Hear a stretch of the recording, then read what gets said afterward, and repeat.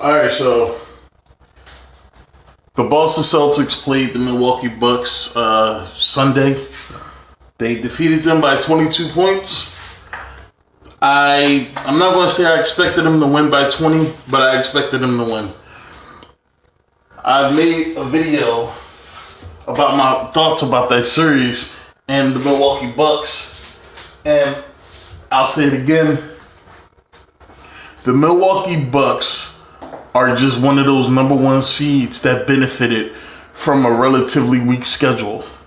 Because if you look at their division, they have the Detroit Pistons, they have the Cleveland Cavaliers, they have the Chicago Bulls, and also the Indiana Pacers. And I'm not saying the Pacers are an easy out, but they're not as formidable as some of the other better teams in the playoffs.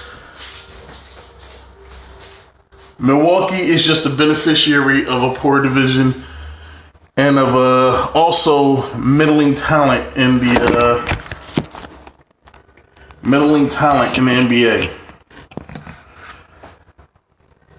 And Budenholzer, this isn't the first time Budenholzer has had a team like this.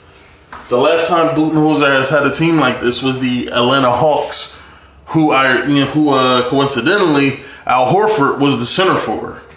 So Budenholzer is one of those guys. He's like a Marty Schottenheimer of the NBA. He'll get your teams 50, 60 wins, but they'll flame out in the playoffs. And that's how Marty Schottenheimer was a great coach in the regular season. Come playoff time was a completely different story. And Budenholzer is on that track. Now, when everybody made their proclamations about the Celtics and the Bucks and how the Bucks were just a better team, Giannis is a superstar, and this is his moment to grab and to hold on to and to make everybody subject to his will, and all this other shit, and how when Brogdon comes back, this team is going to be dominating. I don't understand. Like, Brogdon is a great player. All right, he's great for what he does. And when he won Rookie of the Year, his rookie year, nobody expected him to win. Nobody thought he should have won. I mean, there were a lot of people that thought he shouldn't have won, and or they could have picked somebody else, or nobody expected him to win. I didn't even know who the fuck Malcolm Brogdon was until he won Rookie of the Year. But after he won that award, I went back and I looked at him, and kid is pretty good. But is he a 20-point difference maker? No. Not for the Bucks. No, he's not a 20-point difference maker. And also, somebody was saying that if you have Brogdon out there, he can help handcuff Kyrie and limit what Kyrie does. I don't think there's really anybody in the league that can handcuff Kyrie. This is what makes him so great. He's so formidable with his offensive abilities. I mean, defensively, all you can do is stay in front of him as much as you can and hope he misses some shots. That's all you can do. Brogdon is not handcuffing anything. I mean, and if you look at this Bucks team, I've said this before. If you look at this Bucks team, you have what? Brook Lopez, who Brook Lopez was. He was like an oversized power forward. If anything, and not even a good one at that. I mean, this dude was averaging 6 rebounds a year, like at the center position, 7 foot starter, like 6 rebounds a game. He was not even a rebounder. Like there was really nothing this guy could do.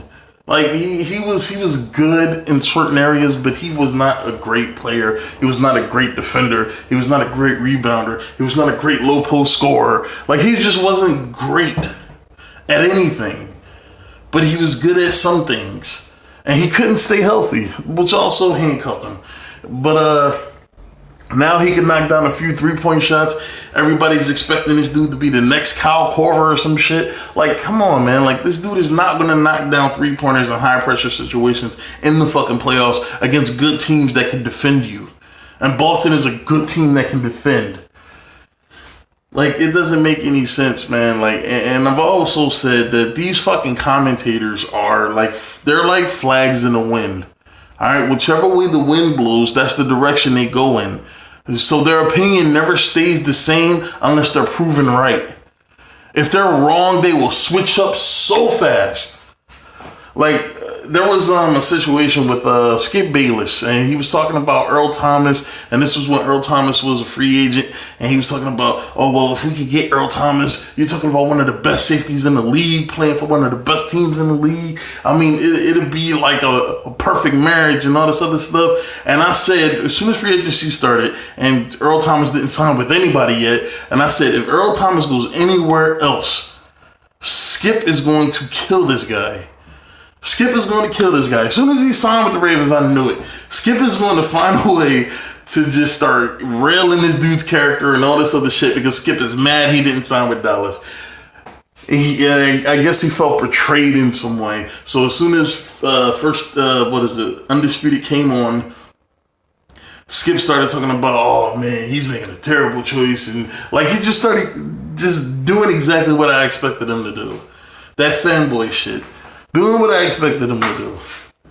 But, you know, I mean, this is what I expect when I watch sports talk shows, is I expect lying, I expect misleading, I expect you changing your mind that, you know, because it suits your argument or whatever. I expect all of this.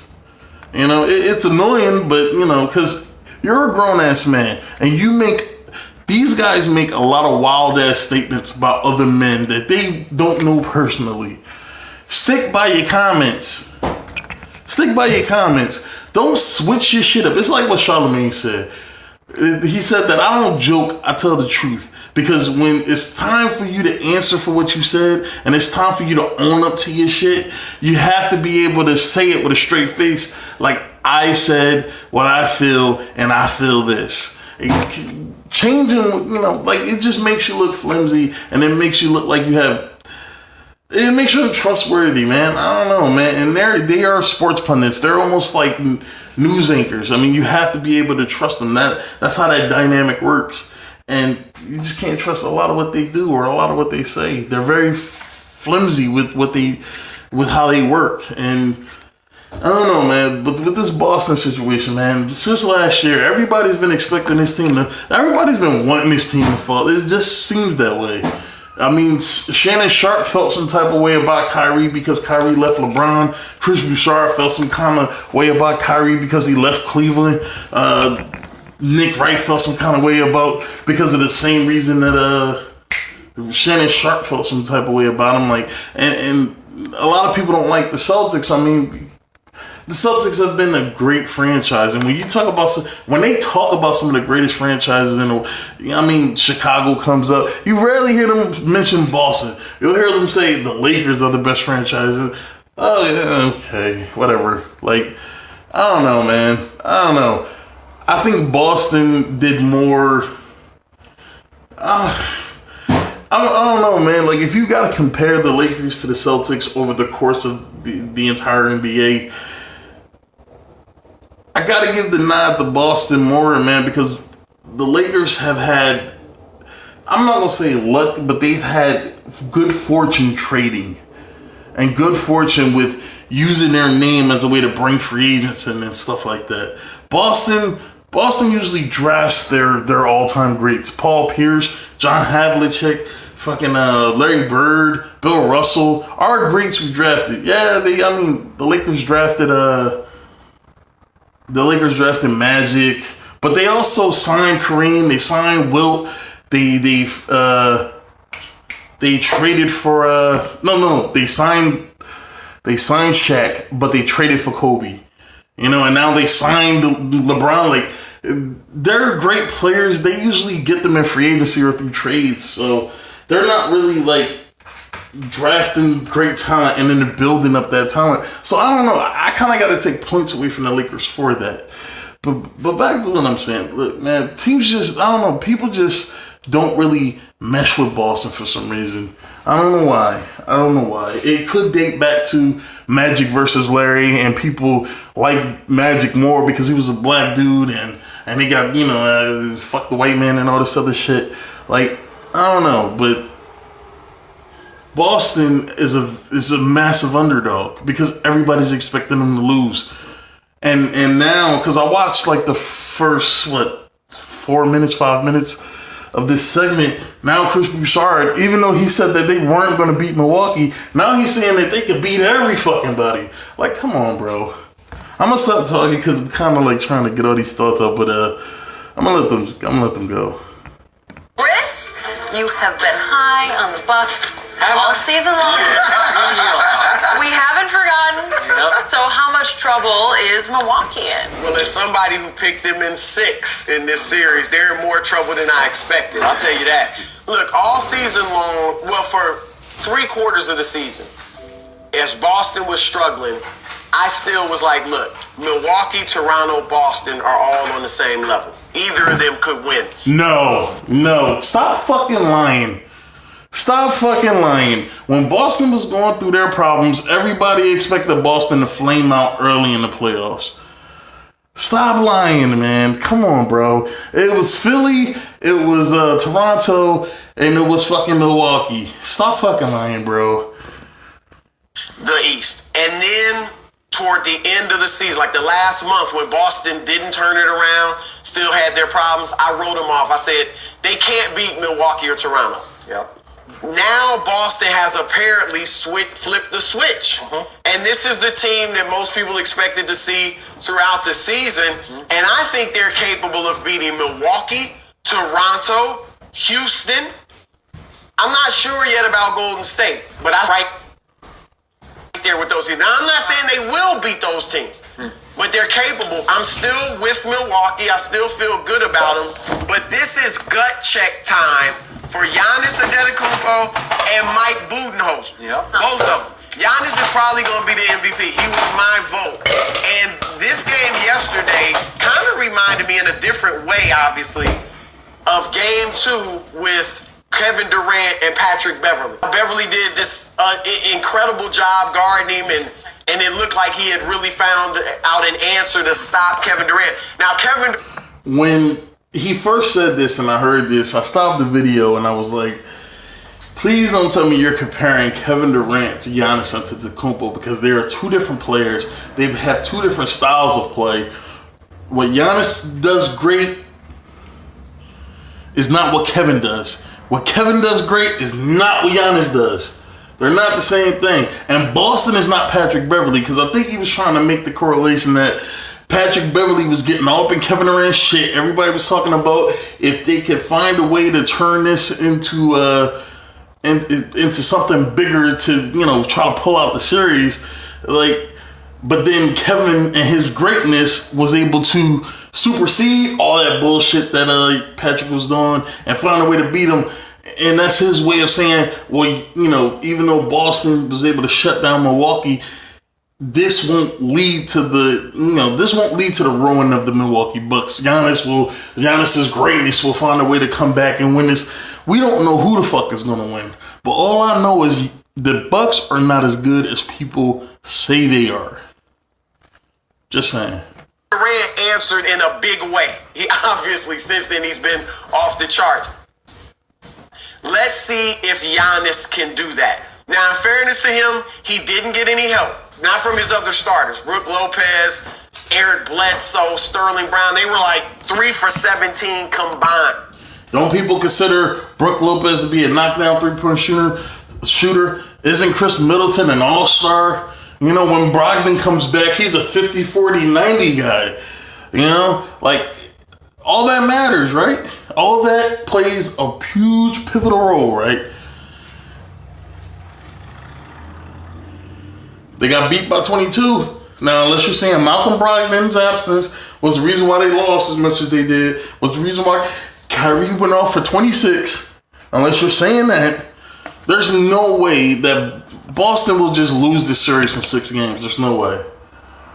Now, I'm not saying they won't lose the series in 6 games, but I'm saying he said 6 games like they'll barely pull out 2 and Milwaukee would dominate for 4. For some reason, that's a future that's possible. Come on, man. This will be a hard series, and it might go 7 games again if Giannis could channel his greatness. Now, who wins? I don't know. I'm picking Boston, man, because I just think Boston is way more fucking talented. They don't have the size of Milwaukee, but they're talented. And defensively, they can get after it when they want to. Now, defense is all about effort, and Boston hasn't shown best effort this year. And sometimes they get... See, the only time teams beat Boston is when Boston beats themselves. Because they get caught up and in love with the three. They just tend to take too many three-point shots. They don't attack the basket not nearly as enough as they should. And defensively, you could just see them laxing, kind of. You know, like, if they could stop doing that, man, Boston will win this fucking series. Boston most likely will beat Toronto and end up in the NBA Finals. I'm sorry. Didn't produce any points. Middleton didn't have his usual type of game with only 16 points. The bench gave him something, but he's going to need more from his other guys. Budenholzer as well. He was out-coached. And Budenholzer's probably going to be coach of the year. The coaches voted him coach of the year. He again got my vote. But Brad Stevens out-coached. And that's another thing. Coach of the year should have went to Doc Rivers. I don't care what the record was. I don't care that they lost to Golden State in the first round. Doc Rivers did a phenomenal job with the Los Angeles Clippers, and that should be acknowledged. And the only way you can acknowledge it correctly is give him Coach of the Year. Because that team was slated for the lottery. Everybody thought they were just going to... And they turned out to be the better LA team with LeBron being on the Lakers. And I said at the beginning of the year... No, not the beginning. The middle of the year. If the Clippers could find a way to make the playoffs and the Lakers miss out, that'd be an incredible story. But nobody is talking about it. LeBron James missed the playoffs to the Clippers, who don't even have a superstar on their team, and they traded away their best player, Tobias Harris. And Montrezl Harrell, who nobody saw doing any of what he did, turned into a leader for their team. And Lou Williams and his off-the-bench greatness. Like, Jesus Christ. Yesterday, when the opponent comes into your building and shoots 54% and you are the best defense in the league, they made some adjustments. You just stood... Allegedly. And the only reason why I consider it to be the best defense in the league, I'm not talking statistically. I'm talking best defense. Is because Giannis at the 3 is almost at a center's position. And he's so long. And he's so athletic. It's like having 3 fucking centers out there. With him... Oh, shit. With him, I believe... I don't even know who their fucking starters is. I don't watch Milwaukee. And sometimes they flip-flop their starters. They got Mirotic. They got Lopez. I believe they got rid of Henson. So now, I mean... But having Giannis out there is like having another center out there who can do guard shit. I mean, forward shit. So, I don't know. That's what I consider, because Giannis is just so fucking long and big, man. No. And didn't. And now it's time for Budenholzer to make the adjustments. Remember a few years ago when Atlanta won 60? Right. And then the Cavs swept them. Right. And we gave Budenholzer, and I think rightly, a pass because he didn't have stars. Obviously, the Cavs had LeBron and Kyrie and all that. He won't get a pass this time. You've got the star in Giannis. Mm-hmm. I think the talent is close. Maybe you give Boston a slight edge, maybe. But the talent is close. So it's gut check time for those two guys. And obviously, Game 2 is a must-win. I agree. You hate to say they're in trouble. They go down 0-2, they're in big trouble. They probably get swept. Skip, Giannis, and this is this is the reason why when I look at Giannis, he has to take another step. Because if he couldn't get to the rim, you see what happened. They forwarded him off. They said, you're not getting to the rim. And when he got to the rim, Al Horford says, I'm challenging everything. If you put me on a poster, you put me on a poster. But I'm not giving you any dunks without you being challenged. And all of a sudden, now you're looking at him, he's 7 of 21. And like you say, he's going to have to trust. Well, how am I going to trust Brook Lopez, Sterling Brown, Eric Bledsoe? They 3 of 17 with 12 points. I can't trust that. I needed Middleton to give me a little more because the Celtics got great contribution. They got Jason Tatum that played particularly well. Al Horford was magnificent yesterday. Kyrie was Kyrie. Jaylen Brown. Gordon Hayward stepped up. Terry Rozier. The guys that the Celtics were counting on, they showed up and they showed out. Especially Al Horford. Al Horford on the defensive... Listen to all the names he just said. You talk about Terry Rozier, who last year emerged in the playoffs. You're talking about a second-year guy last year who never started. Once Kyrie went down, emerged And not only did he emerge once Kyrie went down, he emerged in the playoffs. He owned the Bucks. Rozier was pivotal against the Bucks because he exploited Eric Bledsoe. And sure, Eric Bledsoe got off in one game, but Rozier was big in that series.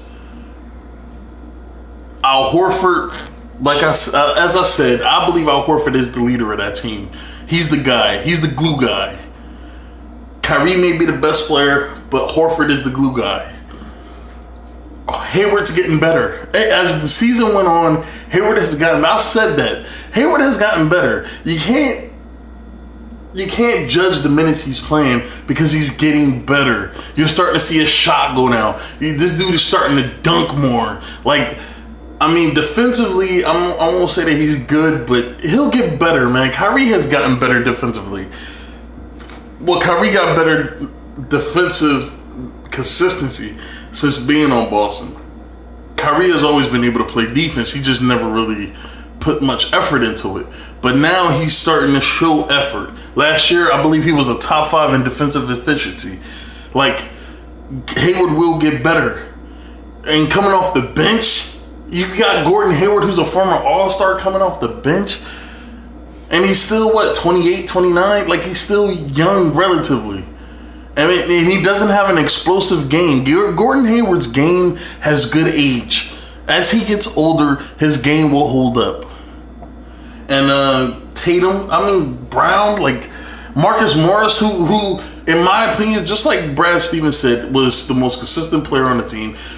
Marcus Morris might be the MVP for the season for this team. Because even when the team was struggling, he was still playing so great in the role that he had, and he was willing to do it. And that's usually when you get the greatest production out of players, is when they have a role and they adopt the role as something that this is still leaving a big imprint on the team, on the games that we play. And that's usually when you get the best effort. And he even said it at the beginning of the year. Look, if I got to come off the bench, I'm just going to start abusing the other team's bench players.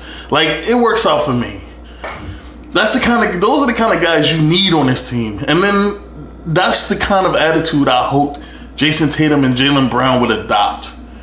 The more talent that's on your team means the more help you'll have, means the less you have to do, and means that when you're having a bad night, there's somebody behind you that's going to come in and is going to help out. You talked to Tracy McGrady when he was on those Orlando teams. I'm pretty sure he wishes he had great talent behind him, next to him, that could take some of the load off. Sometimes not having talent makes you appreciate and makes you jealous. It makes you appreciate it when you do get it, and makes you jealous of the people that do have it. And then when you do have great talent, but you're not used to not having it, you're so ungrateful. And I felt like those young guys were ungrateful at the beginning of the season, but it looks like they let that shit go. Boston is a problem, man. They seem to be, the chemistry seems to be there. They seem to be playing together. Even when they're having an off night, they still seem to be in games. Boston is a problem, man. Toronto needs to look out. Milwaukee needs to watch themselves. Because if Milwaukee is not, they will get swept if they're not careful. Especially if Boston is motivated. That's the worst. If Boston is motivated, there's really nothing I don't believe anybody can do. Their athleticism, their energy, it'll be too much for anybody. Just saying. And Skip, I believe he's their second best player. He's their second most important player because the pick and pop, he can pick and roll. He sets very good screens, and he's a very, very good defender. As young. And if I'm talking about big men that I trust to shoot the 3-ball out of Brook Lopez and Al Horford all fucking day. No matter how weird his jump shot looks, he hits his 3-pointers all fucking net, and they look like just perfect. It looks like he's aiming at the right angle and he's putting them bitches in like he knows how to shoot them. And he's shooting them at a high clip. Sometimes he's shooting them off the dribble, which is crazy. Is he a very good defender? He was fantastic. Because that's what teams have been doing. They've been putting their big guy on Giannis, daring him to shoot from outside. Where they put Rudy Gobert, he goes by Rudy Gobert, dunks it. They put Joel Embiid on him, he up-fakes Joel Embiid, he goes by him and dunks. Al Horford said, nah, I ain't taking the bait. Go ahead. If you want to shoot them threes, have at them. Because I don't believe you're Steph Curry. I don't believe you can make enough to make me come hug up on you and you go by me. They got their work cut out. They better not lose this next one, Chris. They lose this next one, somebody's going to be in a heap of trouble. And Giannis, Giannis, you might want to rethink that. Because you lose this next game, you have plenty of time to film with LeBron James. Oh, really? God, you won't be busy. Space Jam 2 is back on the table. He does not do Hollywood. Sorry, I've been having problems with this phone. But that's when I don't understand why teams don't do more. Like when you're playing against a Ben Simmons, a Giannis Antetokounmpo, or anybody for that fact that doesn't really shoot the ball particularly well, why not give them all the space in the world? Whoever's guarding them, give them like 5 feet. Alright, you give them 5 feet, but you gotta have somebody with great lateral quickness so they can stay in front of him in case he decides that he wants to bulldoze his way to the rim. And then you bring somebody in, but don't double team. Just make him pick the ball up and make him shoot. Ben Simmons is not a good shooter. This dude can't even knock down a consistent mid-range shot. And even LeBron can knock down a mid-range shot, and he wasn't even a great shooter early on. But at least he could hit a mid-range shot. Jordan was the king of mid-range shots. This dude was phenomenal, but he wasn't a good three-point shooter. Force them to shoot. That's all you gotta do. Force them to shoot. And if they decide they want to put it on the floor, and I believe Al Horford, even though he's a big man, he's short enough, but he's physical enough that he should be able to cause problems for Giannis. That's all you gotta do, man. That's how you beat guys like that can't shoot and they make their money scoring in the paint. You force them to shoot, you give them all the space in the world, and if they try to drive on you, you just stay with them, and then you get a little bit of help from people if they're close enough without leaving their man wide open. That's all you gotta do, man. Just stay in their face when they're in the paint. Let them go when they're at the 3-point line. All right, but counting my bullets, I'm writing down names. I'm making